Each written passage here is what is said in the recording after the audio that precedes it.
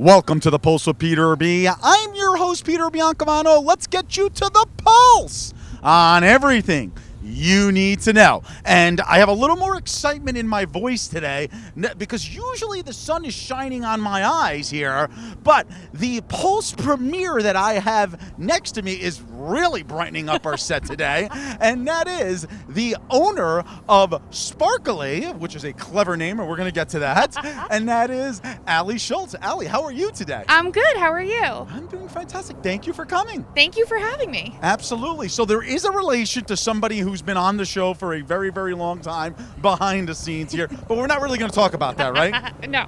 Exactly. Nope. We're going to make the audience wait for the credits. All right. So Sparkly. Yes. Obviously a play on Allie Schultz, right? Yes. So you started this. What is this business? I guess I should ask first of all. This business is mostly customized accessories, whether that's clothing, bags, shoes, a little bit of everything. I actually started out of necessity and out of being very frugal. So I used to do competitive ballroom dancing as a hobby. Wow. And it's a fun sport, but it's an expensive one to compete. And so after realizing that I did not want to spend the kind of money that they wanted to charge for sparkly shoes, I started doing my own. And I got a lot of notice at competitions. Even judges were like, hey, so you better be really good today because all we can look at is your shoes. Which is great and not so great. But so women were coming up to me at competitions saying, oh my gosh, I love your shoes. Where did you get them? And so I said, hey, I made my own. And they said, oh, I need a pair for my competition. Let me know when you can make them. So I started making shoes for other women. And then that's, they said, well, can you do hair pieces to match my gowns? And so it started from there. And so it was very small. It was a one-off here and there. And when my best friend was getting married, she didn't want a traditional veil. And she called me and she said, you're my best friend. I need you to make my hairpiece for my wedding. So I made her hairpiece. We used her grandmother's brooch as her something Aww. old. It was really fun. Aww. And somebody said, why are you not in the wedding industry? You could make a killing. Wow. So it started from there, and I started working with brides, and it really just snowballed from there. That is fantastic. So we're not going to make you skip this because you did mention ballroom dancing. Yes. I'm sure it's like riding your bicycle, and you could still do it as time goes on, Yes. correct?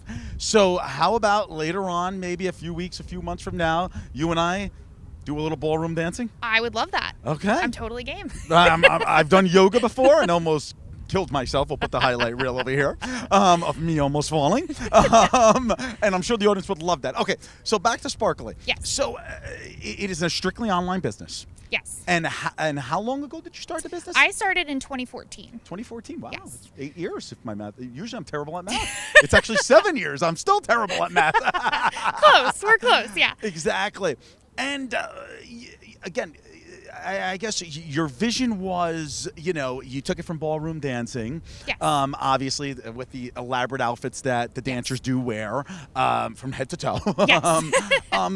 Do you, is there, I guess the consumer base that I'm looking for, I mean, is it dancers that really come to you, or it's like everybody involved? It's a little bit of everybody. So like I said, it started with dancers, and then it morphed into brides, which is a huge part of my client base. Mm-hmm. Just because it's so customized. So like rather than going to David's Bridal and finding a pair of shoes, they'll call me and say, hey, I found a pair of white Keds, but I want them to match my gown. Can you make that work for me? That's awesome. Or they want bridesmaid's gift or whatever the case may be. But I work with everybody, whether it's prom, whether it's I just want a fun night out for my birthday, whether it's I need a birthday gift for someone else. It's a little bit of everything. And we're going to have Daisy on a little later on in the show, our production assistant, who's a high school senior, actually. Okay. And she might be calling you for her prom accessories later on. So, look, we'll give you some business, too, I guess. Perfect. Sorry, Daisy, for spending your money. Anyway, so where do you envision this business going? I mean, you started out, as you said, with dancers. Yes. It moved to brides, proms. You don't have a brick and mortar store. No. So, looking in the future of, I guess, these bedazzled type of outfits, where do you see it going? So the funny thing is, this is actually not my normal 9 to 5. I'm an assistant in my quote unquote real life. Oh, cool. And I don't foresee that ever giving up because I really love what I do. So I guess if I'm talking down the road, I would love to open a brick and mortar store. but I'm actually really good with where I'm at. I have a really good, really loyal client base. I love meeting new people, whether it's at expos or on the street or via social media. So I feel like if I can kind of just keep the pace that I'm going, I'm going to be in a really good spot in a couple of years. Good for you. Absolutely. So one of the things that we do here a lot on the Pulse is cover small businesses. And we want to cover small businesses because obviously the pandemic has taken its toll on many of those businesses. Did you feel as if your business was affected by the pandemic? Yes, but actually in the best way possible. Wow, look at that. I guess more people are visiting Instagram. This is like an opposite answer that we've had, but go ahead. So, I mean, part of it is because I wasn't commuting to work and I was done at, 5 o'clock in the afternoon, 5:30, I had a lot more time to promote my website and get more into things and get more projects done. But also, I tapped into a whole new potential with masks. So a lot of people wanted really fun, really sparkly masks, or they wanted something for the holidays because they were going to visit their family but wanted to stay safe. So COVID's actually been great for me in that sense. The especially because I'm sure your 9 to 5 was working from home. Yes. So therefore, when you're not factoring in the commute. We don't want to say we had a little more time, exactly, because you take away commuting time to do things like the Pulse with Peter B or Sparkly. Sorry, SNY. Anyway, so I have to ask this question. I want to know your most outrageous request. A person came up to you and said, and if you have a top 3, I love it. Or one or more than one, I'm totally fine with that. I don't know that I'd say I have an outrageous request. I've had some that have made me feel like I'm in over my head. Okay. So I had a bride who showed me a picture and said, "I can't find it anywhere. Can you make it?" And oh my goodness. I did, but it was an adventure, and she ended up adding, without exaggeration, probably 6 or 7 extra projects to her wedding, like the week before. Masks she wanted, welcome signs she wanted, all that. So that was an adventure. I have had some inappropriate gifts that friends want to give other friends. So that's, you just kind of shut your eyes and pass it off to someone I'm sure it's been said before, but I'm guessing it's in a lingerie type of category. Yeah, you could say that. Which, listen, you do you. I'm just the one that makes it. So Allie can take any type of orders that you, I shouldn't say anything, but most things that you might want. And maybe we can find a picture of that. No, I'm just kidding around. All right, Allie. So, we have a little bit over a minute here left here. Talk to the audience about where they can find you on social media. Sure. Anything else? I'm going to leave the floor to you about your online business, Sparkly. Sure. So I am on Instagram. I am on Facebook. Those are probably the best places to find me just because I'm always posting new content there. I do have a website. It's spark-alley.com. You can see a wide range of my portfolio on there. You can also sometimes find me at bridal expos. I love meeting new people that way. Or you can just give me a call or email me. I love talking through different ideas, different consultations, and just taking anything you have, whether it's a picture on Pinterest or something you saw in a magazine, and we can just make the idea come to life.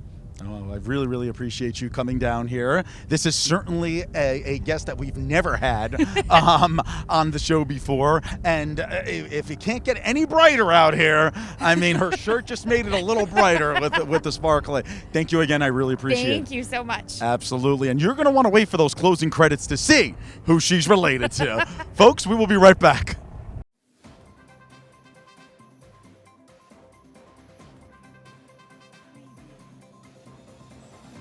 Peter Biancamano, your hostess with the mostest of the Pulse with Peter B. Folks, don't forget to go on our Facebook and our Instagram pages by searching the Pulse with Peter B. and like and follow us on each of those platforms. We're constantly updating those pages with previews of each week's segments and cool stories. Also, if you have any questions, feel free to reach out to our email address at thepulsewithpeterb@gmail.com. Oh, hi there, everybody. Frank Rosner here, hosting The Pulse, taking Peter B's place for today. And my guest, as usual, is Joshua Sotomayor Einstein. That kills me. I love it. Well, I would say it's good to have you as the host today, but clearly not. I understand that full and well and take it as I indeed should. Well, it's probably the only thing you're going to understand full and well in this segment. Well, as a liberal, I gave you an opening. Go ahead, take it, brother. Oh, no, I'm going to spare you this one. I know you're going to be wrong about a lot of stuff this segment. Spare me. Look at that. I'm going for spare ribs after this.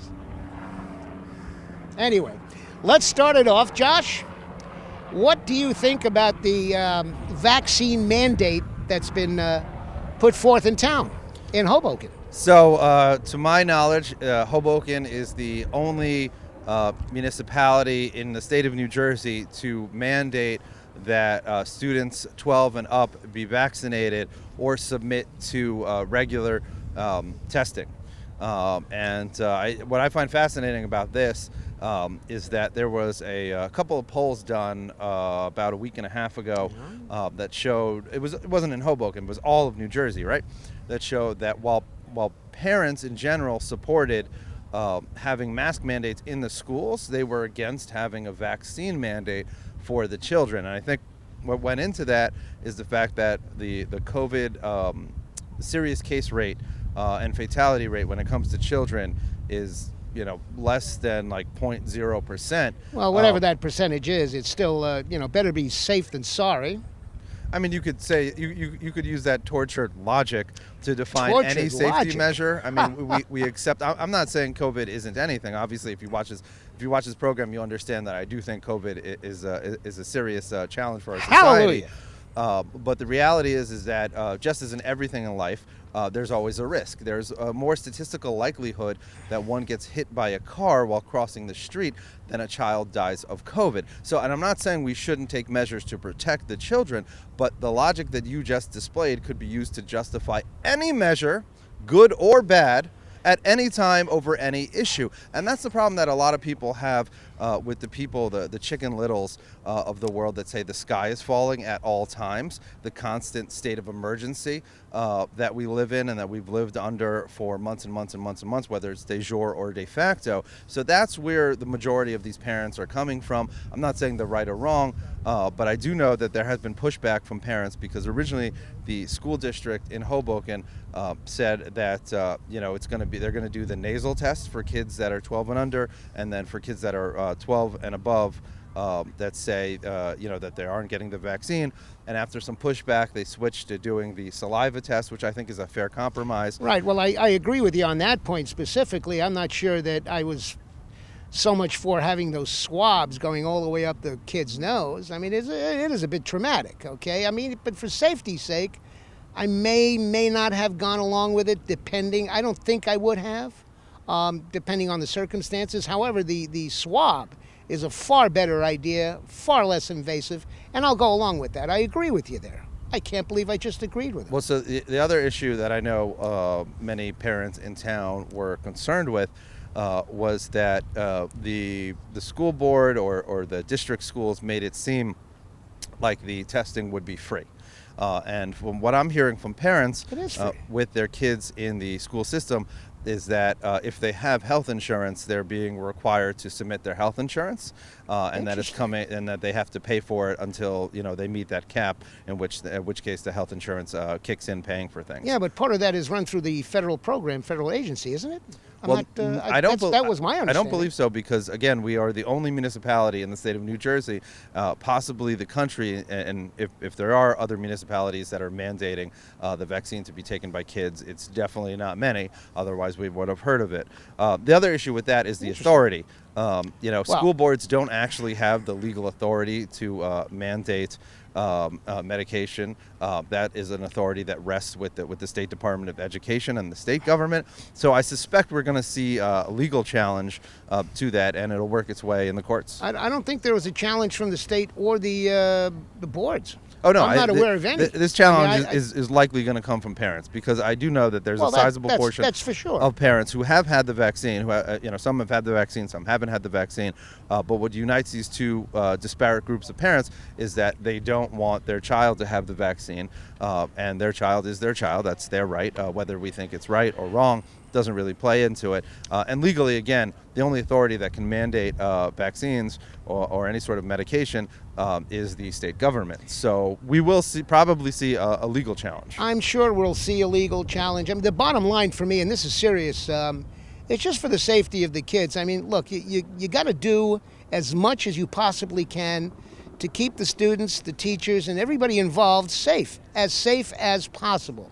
Now, when we come up with a consensus and find ways to conduct that so that we can keep them safe, I think that's better for everyone. But there will be a consensus. Not everybody's going to agree on every single process that's going to come out of this. But there has to be some kind of a consensus, a process that the wide swath of people can agree upon, and then run with that. I mean, no one's saying otherwise, but I think the issue is that we should preserve the ability for people to peacefully dissent. And, whether it's COVID measures around the world or in the United States, there seems to be a shrinking orthodoxy of what's accepted in what we used to call liberal democracy. And again, I've said it before, I've had the vaccine. I don't have a problem with people that have the vaccine, that want to wear masks everywhere, or that don't have the vaccine. It's their personal choice. I respect that. Mine was to get the vaccine. But as long, I'm fine with consensus as long as there's room for dissent. Well, I don't necessarily agree with not having some dissent. However, I will let you know that I wear my mask at every possible moment that I need to, and when I think I need to. People have the right to kill themselves, but they don't certainly have the right to kill you. So if it's a mask that keeps you safer, even just mentally, that's fine with me. And I wear my mask. That's all I can tell you. One quick thing, if you want to, do we have time to bring up the flooding? Yeah, but before we do that, just for a second, again, that tortured logic that you just used could be used to prohibit people from driving at nighttime. No, it's not comparable. No, hold on a second. It's not hold comparable. On. Yes, it is. No, we it's know not. Statistically that more people die in car accidents or hit and runs at nighttime than at daytime. Of course they do. We're saying, so thank you, so please stop. But so if we're saying that anything to do to save a life, we could use that tortured logic that you just applied to masks about not killing other people to not driving at nighttime. Well, that's why your logic doesn't hold, because it's inconsistent. Now, moving on to the next topic. Well, wait a minute. Just I have to interject, because from now on I absolutely refuse to wear my seatbelt when I drive. The hell with it. All yours. Okay, so now that we're done with the ridiculous hyperbole, not that any viewer is surprised. Hyperbole! If you've heard Frank talk before, you know it's mostly garbage. Hyperbole! But the fact of the matter is has something Hoboken, to do with being hyper. Again, the garbage. Like we were talking about, the fact is that Hoboken went through a horrible flooding event. That is true. And I think, I went out during the height of the flooding when we were actually after the tornado warning happened, because a friend of mine in a garden-level apartment was experiencing flooding and needing help. So myself and one of her neighbors used sandbags to arrest the incoming water so that it wouldn't keep on filling up. It was about at 5 inches. Definitely, it was a horrible experience. I'm always happy to help a friend in need. And I think the whole thing really teaches us that when we listen to the hyperbole, which I don't think is a complicated word for you viewers out there. He does, but he has a low estimation of you. I salute you, my friend, for your friending, when we look for at helping the your friend. hyperbole coming out of the Ball administration, There's that word like again. today, when it comes to the press conference that he did about flooding, and he said that this was a man-made disaster, and he was blaming 100 years of fossil fuels for things that happen all the time. And in recorded history, storms have happened all the time. You really see it's a cute soundbite, how much Josh. of a BS it is, because the money that we're spending when it comes to after Hurricane Sandy, millions of those dollars is to stop the once in a 500-year event that is the Hudson River coming up. But what last night showed us is that most storms, whether they're severe rain events, tropical storms, or hurricanes, drop rain from above and flood by rainfall. Yet Hoboken spending millions of dollars to stop the Hudson River from coming up, which has only ever happened once in recorded history. So you can continue with the hyperbole, you can continue to make fun of the word hyperbole, but the facts are the facts. All right, you have facts, I have facts. Together we have two different facts. No, I have facts, you have hyperbole. I have facts. My conservative friend Joshua Sotomayor Einstein. Conservative has nothing to do with it. Well, I just thought I'd put that in just so the people know on what side we are on. I'm on the right side because it's correct. I'm not going to add to that. You people know.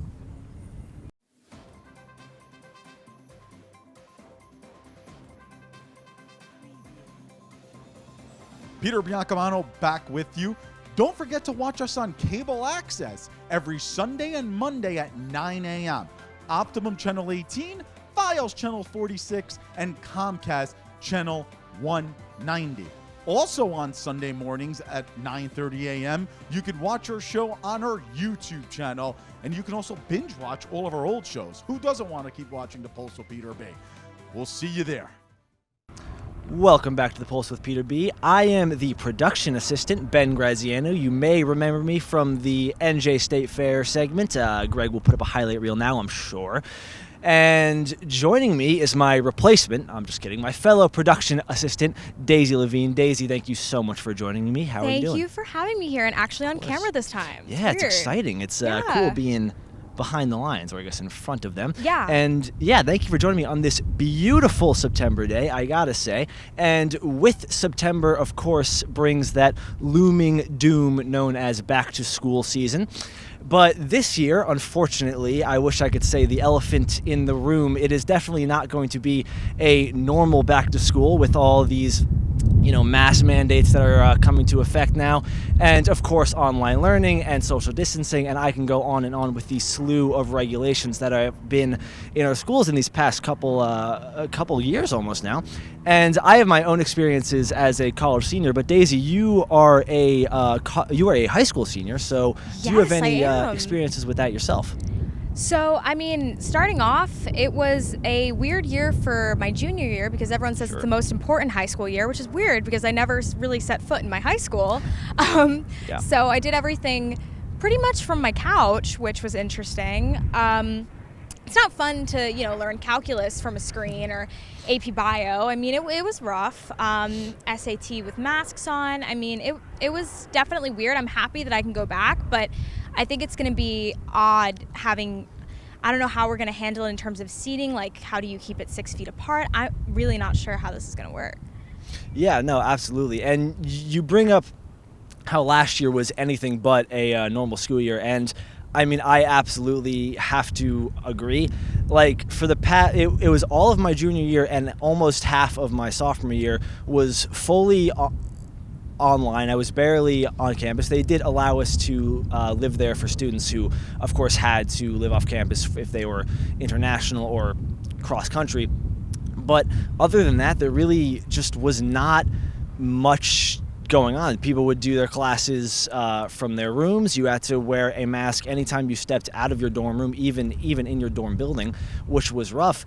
And really the most interesting thing that I found was that this year, even though things are starting to return back to normal, and I'll talk about that in a second, but the biggest thing was that for some of these sophomores, and to a lesser extent the juniors, this is really their first full normal school year in college, at least for me. And it's jarring enough for me having these past 2 years being almost completely remote and socially distanced with the plexiglass in the dining hall was a big thing. The plexiglass in front of the professors in classrooms, that's already jarring enough, but I gotta imagine for juniors and sophomores, from going from their entire college experience was that masks and online learning and all that, to now somewhat of a normal learning experience. That's gotta be very jarring. So how is that like for high school? So for high schoolers, I was actually the president of my high school's debate club, and so I got to talk to a lot of freshmen who basically just went to virtual club meetings so they can make any sort of resemblance of friends. Obviously, it's very hard, there's breakout rooms, but you don't really get to talk about social things as much. And especially with shortened class periods, I don't know if that affected you, but in my high school, our class periods were actually shortened to 25 minutes from a 45-minute class period. So that was struggling academically, but also I think for kids to actually get to know each other. Luckily, we live in a world with, Instagram and whatnot, but kids rarely did actually see each other. And so I think that socially it was probably worse than it was academically, because I mean, I can't even imagine being a college student and having to like pay for this amazing experience that doesn't actually happen for your first 2 years. But I mean, for high schoolers, I just felt so terrible for these like 14, 15-year-old kids who could be coming from like a terrible middle school. They could have zero friends, and all they want to do is go into high school and make some new friends and feel like they can belong. And they're in front of a computer screen. I just can't imagine it. Yeah, no, absolutely. I mean, the social aspect, I think, is definitely among the biggest issues, if not the biggest. For me, at least, with my experience academically, was definitely the more pressing issue, because online college, it works for a lot of people. It's an option for a reason, but at the end of the day, it is an option, and it's not what I signed up for. So after those first few months of just having no interaction with my classmates, very little interaction with my professors. I mean, the entire Zoom and Microsoft Teams call that we would have, nobody would turn on their cameras, nobody would speak up. It was just blank initials with just my professor trying their best to give their lecture. It felt like I was watching a YouTube video. There was really no back and forth. Honestly, I felt the same way. It was struggling for. I struggled academically because, again, it was my junior year. I was taking a lot more APs than normal. Yeah. I'm trying to basically beef up my college application right now. And so, having to do very challenging classes already, like AP Bio and Calculus, and having to be like, okay, so no one's going to turn on their cameras. It's not really going to be, these aren't classes that, enthuse students too much. So it's really hard to gain any sort of you don't even know if these kids are listening. And a lot of times kids probably weren't. And I just think, it's probably going to be really hard to catch up for next year. If anything, I think it's going to be really difficult to then progress to AP Calc and understand that for me, I didn't really get a full year of AP Calc. I had 25 minutes a day, and you still have to wait for everyone to log on, and there's technical difficulties. I mean, I certainly don't feel like I've learned an entire year of calculus, so that's definitely alarming, as a senior.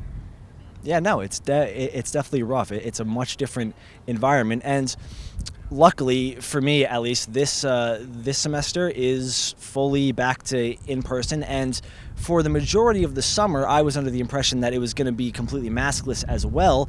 Unfortunately, very discouragingly, a few weeks before that, I received an email saying that we are going to go back to masks in class, masks in the dining hall, masks in basically every single building except for your residential dorm.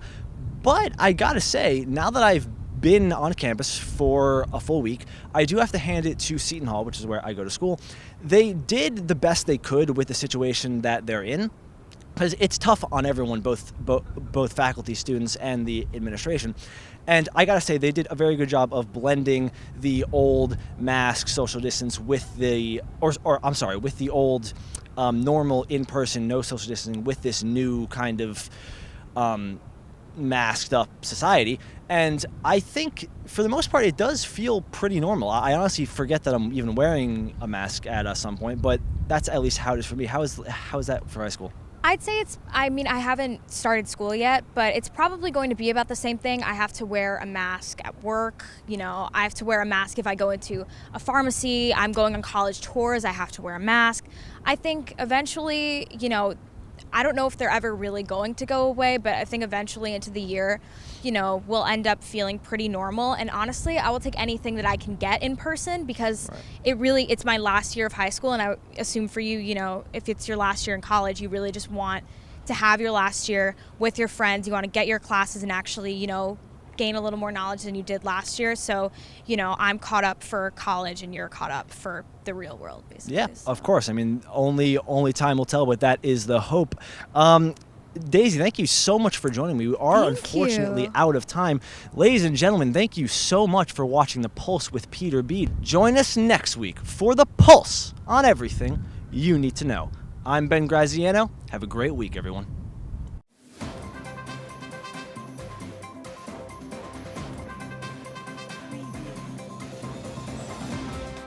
Hey, Josh Sotomayor Einstein here, just reminding all of our Republican viewers out there that on September 5th, 1 to 4 p.m. at the URL beneath us, you can buy a ticket to Hudson County's leading Republican fundraiser held by the Hispanic Republicans in North Jersey.